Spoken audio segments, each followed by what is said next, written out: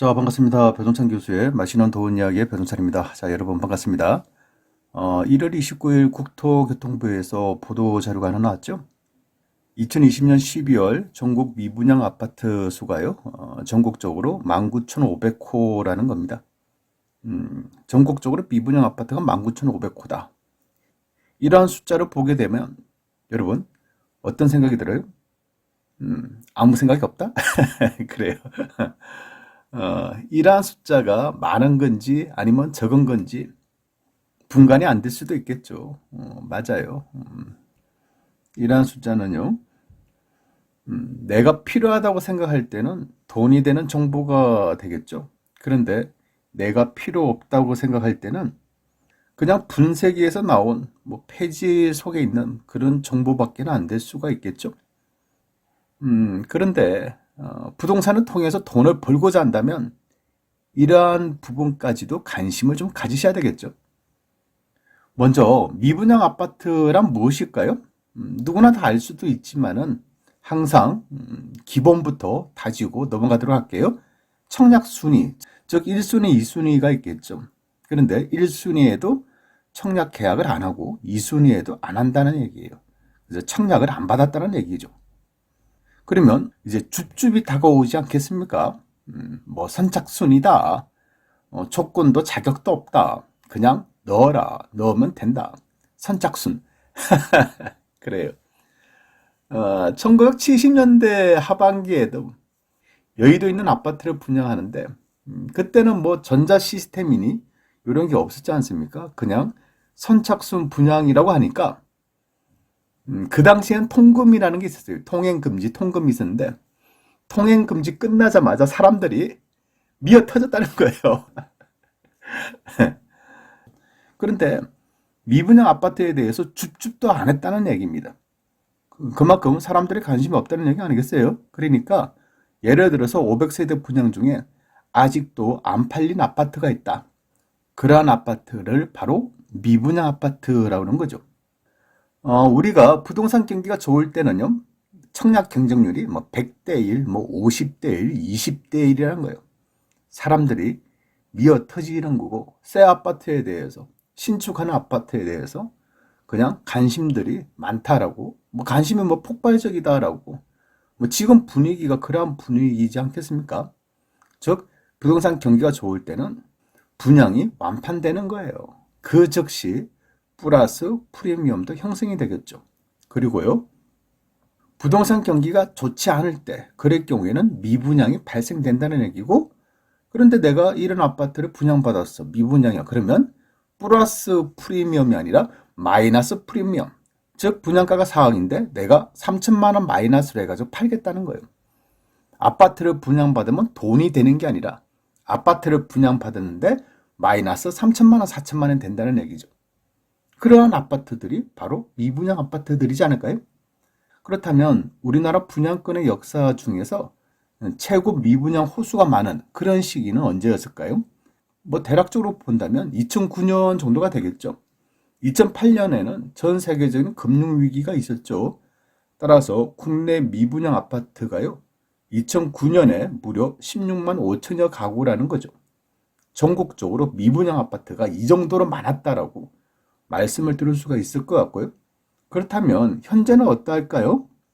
이 자료 또한 마찬가지죠. 국토교통부 자료인데요. 현재는 2020년 12월 기준으로 해서 전국적으로 19,005호만 미분양이라는 거죠. 그만큼 미분양 아파트의 숫자가 많이 줄어들었다.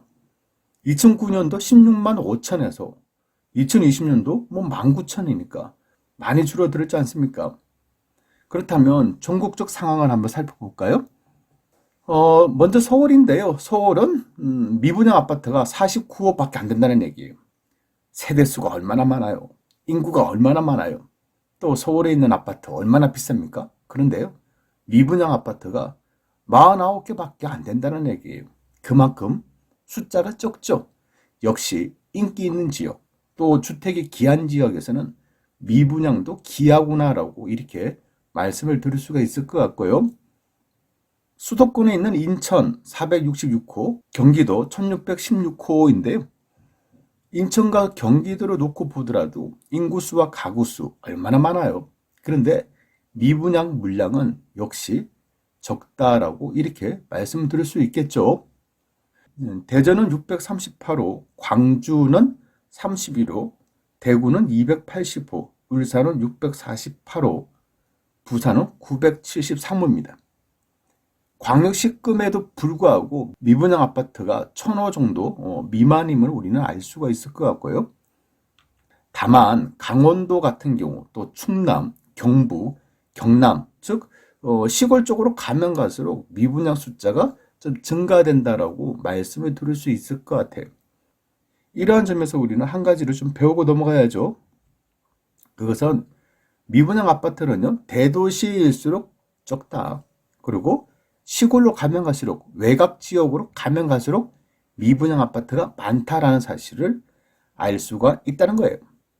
만약 내 집 마련이나 투자의 관점에서 접근을 하신다면 시군 단위의 미분양, 요거 좀 조심하셔야 된다는 이야기겠죠?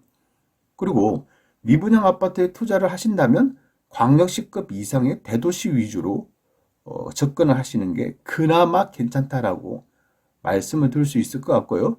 또한 미분양이 있다고 부동산 경기가 좋다고 무조건 덤비면 안 되겠죠.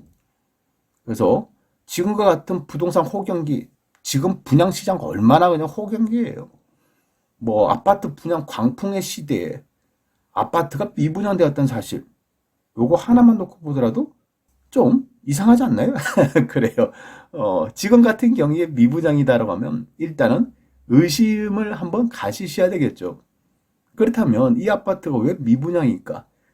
이러한 미분양의 원인을 한번 생각해 보시라는 얘기예요.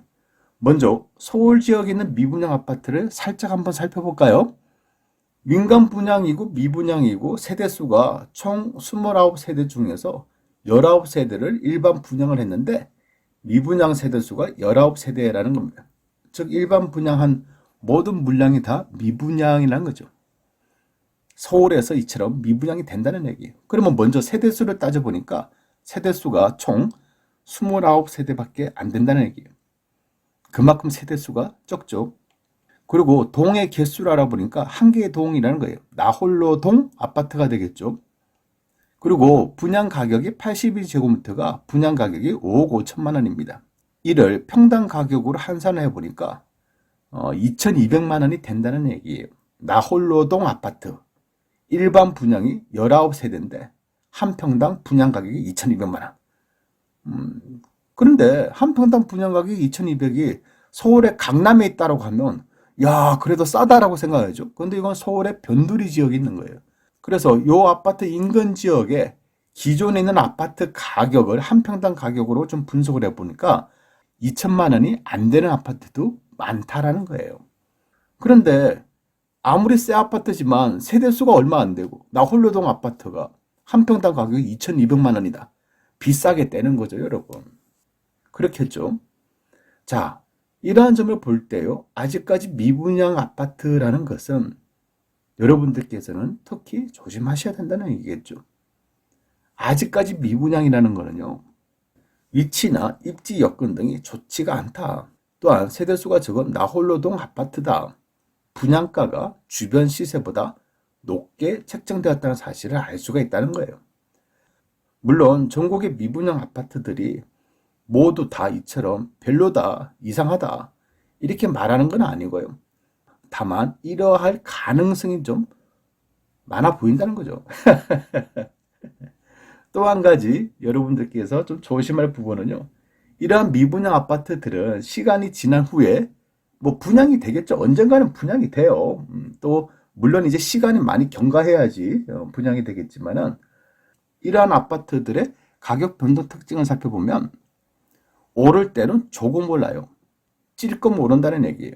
그런데 부동산 경기가 내려갈 때, 즉 떨어질 때는 이런 아파트의 하락폭은 커진다는 거예요. 여러분들이 가장 무서워하는 거, 가장 싫어하는 거, 오를 때는 조금, 내릴 때는 팍. 이것저것 문제가 되는 거죠. 그래서 지금 당장 내 집 마련해야 된다. 또한 전세 구하기가 하늘의 별따기다라고 하더라도 현재 미분양 아파트에 관심을 가지는 것보다는 차라리 기존에 있는 아파트에 관심 가지는 게 더 낫지 않을까요?